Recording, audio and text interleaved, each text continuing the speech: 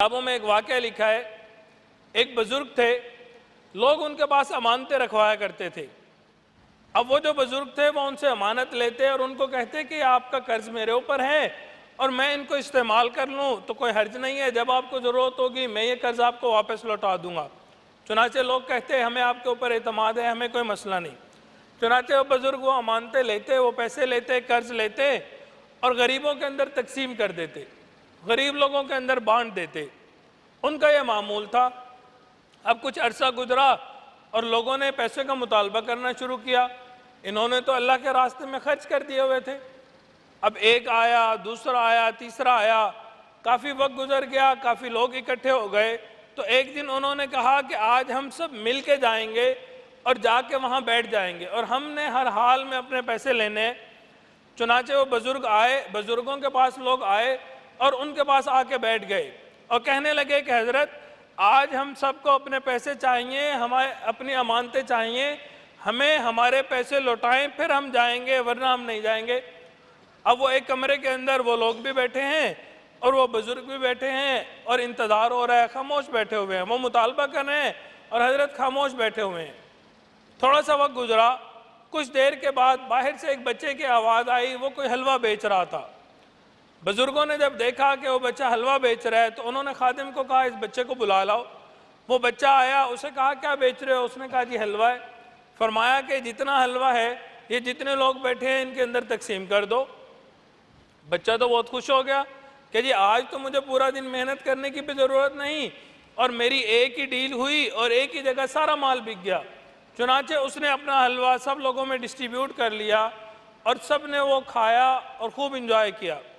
अब जब सब ने खा लिया तो उसके बाद उस बच्चे ने मुतालबा किया कि जी मुझे पैसे दे दें। तो उन बुज़ुर्गों ने कहा कि अगर पैसे होते तो ये लोग ना बैठे होते, तुम भी इनके साथ बैठ जाओ।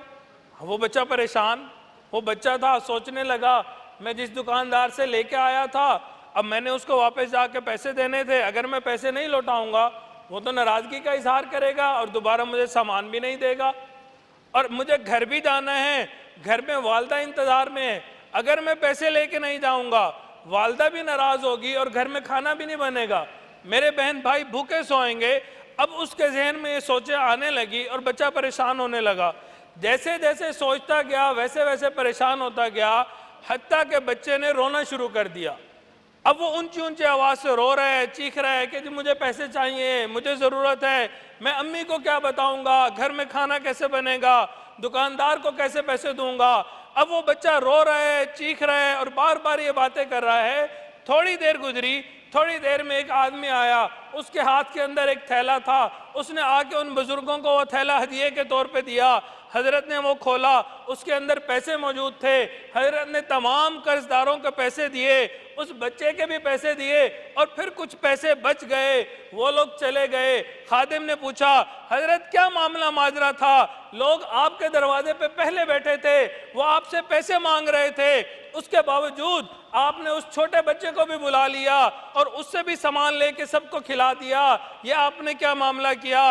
हजरत ने फरमाया ए इंसान, ये सब लोग यहाँ पे बैठे थे, सब लोग मांग रहे थे, लेकिन किसी की आंख से आंसू नहीं निकल रहा था, अल्लाह रब्बुल इज़्ज़त की रहमत को जोश नहीं आ रहा था। बच्चे की मुझे आवाज़ आई, मुझे एहसास हुआ ये बच्चा अगर आएगा, इससे अगर मामला किया जाएगा, ये रोएगा, अल्लाह की रहमत को जोश आएगा। चुनाचे मैंने ऐसे ही किया और उसने रोना शुरू कर दिया। उसके रोने के ऊपर अल्लाह की रहमत जोश में आई और अल्लाह रब्बुल इज़्ज़त ने तमाम के कर्ज अदा करवा